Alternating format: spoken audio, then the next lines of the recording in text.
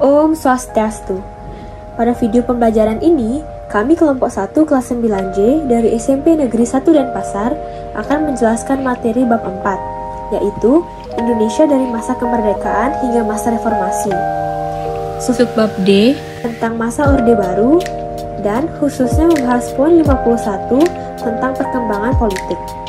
Di sini, kami didampingi oleh guru IPS kami, yaitu Ibu Dr. Putu Eka Juliana Jaya, SE MSI. Sebelumnya, saya dan kelompok saya akan memperkenalkan diri. Nama saya Putu Mesya Aistra Devi Widastra, absen 41 sebagai ketua kelompok. Saya Putu Ayu Tujarani, nomor 138, kelas 9J sebagai wakil kelompok. Nama saya Nyoman Satria Widya Astawayatnya, absen 35 dari kelas 9J. Perkenalkan, nama saya Putu Gede Satria Januraga, kelas 9J, nomor absen 39 sebagai anggota kedua. Apa yang kalian ketahui tentang masa Orde Baru? Masa Orde Baru adalah sebutan bagi masa pemerintahan Presiden Soeharto di Indonesia. Masa Orde Baru merupakan sistem pemerintahan di Indonesia yang menggantikan zaman sebelumnya didasarkan atas koreksi terhadap berbagai penyimpangan. Orde Baru bertekad akan melaksanakan Pancasila dan Undang-Undang Dasar 1945 secara murni dan konsekuen. Masa Orde Baru berlangsung dari tahun 1966 sampai 1998. Adapun perkembangan politik yang terjadi selama masa Orde Baru. Yang pertama adalah Super Semar atau Surat Perintah 11 Maret 1966. Pasca penumpasan G30S PKI, pemerintah belum sepenuhnya berhasil melakukan penyelesaian politik terhadap peristiwa tersebut. Pada tanggal 12 Januari 1966, pelajar, mahasiswa, dan masyarakat mengajukan 3 tuntutan rakyat, atau yang lebih dikenal dengan Tritura.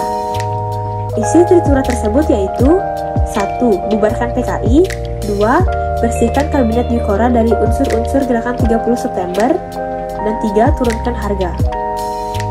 Namun, tuntutan rakyat agar membubarkan PKI tidak dipenuhi.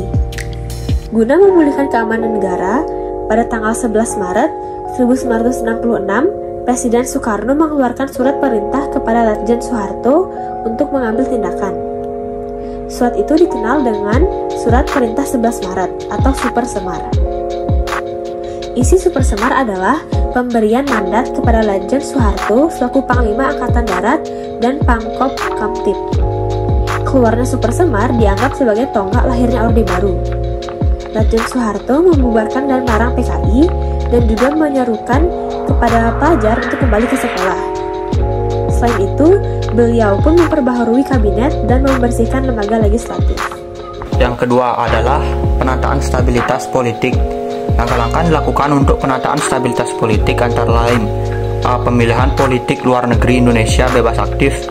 Politik luar negeri Indonesia bebas aktif kembali dipulihkan dengan dikeluarkannya sejumlah ketetapan yang menjadi landasan politik luar negeri Indonesia. Di antaranya ketetapan MPRS nomor 12 MPRS 1966 tentang kebijakan politik luar negeri Republik Indonesia bebas aktif. B. Pemulihan hubungan dengan Malaysia. Pemulihan hubungan Indonesia dan Malaysia dimulai dengan diadakannya perundingan Bangkok pada 29 Mei sampai 1 Juni 1966 yang menghasilkan perjanjian Bangkok. Pada 11 Agustus 1966 ditandatangani persetujuan pemulihan hubungan Indonesia-Malaysia di Jakarta. Pihak Indonesia diwakili oleh Menteri Luar Negeri Adam Malik, sedangkan pihak Malaysia diwakili oleh Wakil Perdana Menteri atau Menteri Luar Negeri Tun Abdul Razak C. kembali menjadi anggota PBB. Sejak keluar dari keanggotaan PBB pada 7 Januari 1965, Indonesia praktis terkucil dari pergaulan internasional. Dalam rangka membalikan posisi Indonesia dalam pergaulan internasional demi kepentingan nasional, Komisi C DPR GR yang mengurusi bidang HAM-KAM dan luar negeri mendesak kepada pemerintah untuk masuk kembali menjadi anggota PBB. Keputusan untuk kembali menjadi anggota PBB dikarenakan pemerintah menyadari banyak manfaat yang diperoleh Indonesia selama menjadi anggota. Pada 28 September 1966, Indonesia akhirnya secara resmi aktif kembali menjadi anggota PBB. D. Ikut prakarsai pembentukan ASEAN. Berdirinya ASEAN ditandatangani dengan penandatanganan Deklarasi Bangkok pada tanggal 8 Agustus 1967. Tujuan pembentukan ASEAN ini adalah untuk meningkatkan kerjasama regional khususnya di bidang ekonomi dan budaya. Tokoh-tokoh yang mendatangani deklarasi Bangkok adalah Adam Malik, Indonesia, S. Raja Ratman dari Singapura, Tun Abdul Razak dari Malaysia, Thanat Khoman dari Thailand, dan Narcisco Ramos, Filipina. Yang ketiga adalah penyederhanaan partai politik. Pemerintah melakukan penyederhanaan dan penggabungan fusi partai-partai politik menjadi 3 kekuatan sosial politik. Penggabungan partai-partai politik tersebut tidak didasarkan pada kesamaan ideologi tetapi lebih atas persamaan program. 3 kekuatan sosial politik itu adalah sebagai berikut. 1. Partai Persatuan Pembangunan atau PPP yang merupakan gabungan dari NU, Parmusi, PSII, dan PERTI. Partai Demokrasi Indonesia atau PDI yang merupakan gabungan dari PNI, Partai Katolik, Partai Murba, IPKI, dan Partindo. 3. Golongan Karya atau Golkar. Penyederhanaan partai-partai politik ini didasari oleh alasan-alasan tertentu. Pada masa demokrasi parlementer, banyaknya partai politik pada masa itu justru menghambat pembangunan. Penyebabnya adalah karena persaingan antar partai politik serta dalam tubuh partai politik itu sendiri yang dinilai dapat mengganggu stabilitas politik.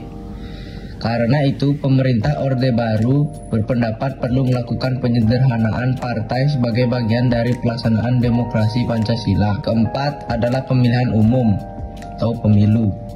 Pada 10 November 1969, DPR GR menyetujui 2 RUU pemilu, yaitu Undang-Undang Nomor 15 Tahun 1969 tentang pemilihan umum anggota-anggota badan permusyawaratan atau perwakilan daerah dan Undang-Undang Nomor 16 Tahun 1996 tentang susunan dan kedudukan MPR, DPR, dan DPRD.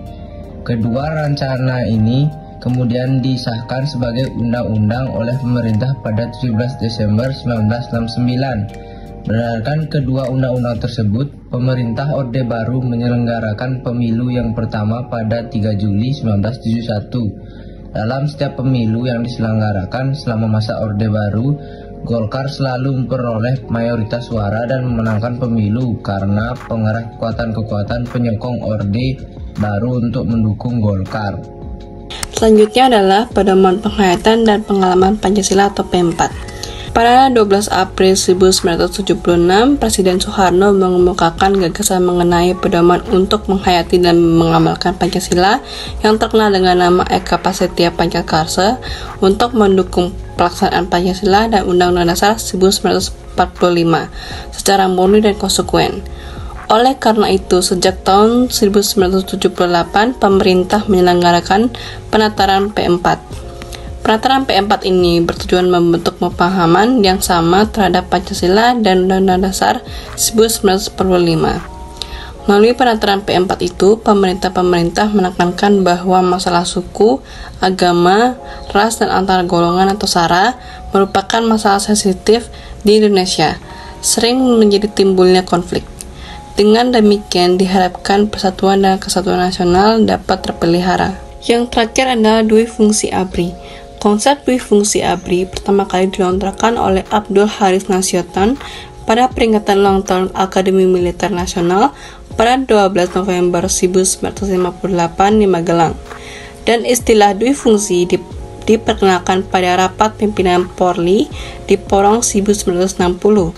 Dui fungsi merupakan istilah untuk menyebut dua peran militer, yaitu untuk melindungi segenap bangsa atau fungsi tempur dan sebagai kekuatan sosial yang secara aktif melaksanakan kegiatan-kegiatan pembangunan nasional atau fungsi pembina masyarakat.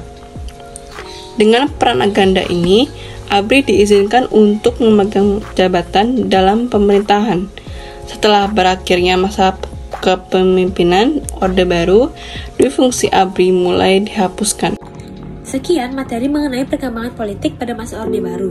Karena masih dalam masa pandemi COVID-19, jangan lupa untuk memakai masker selama berpergian, memakai sanitizer, menjaga jarak dengan orang lain sejauh 1 meter, makan makanan yang bergizi, tetap di rumah, melakukan vaksinasi COVID-19, rajin mencuci tangan dengan sabun, serta menutup mulut saat bersin. Dari penjelasan yang sudah kami jelaskan, kami menarik kesimpulan bahwa masa Orde Baru adalah sebutan bagi masa pemerintahan Presiden Soeharto di Indonesia. Masa Orde Baru berlangsung dari tahun 1966 sampai 1998. Dalam rentang waktu tersebut, banyak perkembangan politik yang terjadi di Indonesia. Sekian video pembelajaran dari kami, semoga dapat dimengerti. Akhir kata saya tutup dengan Parama Santi. Om Santi Santi Santi Om.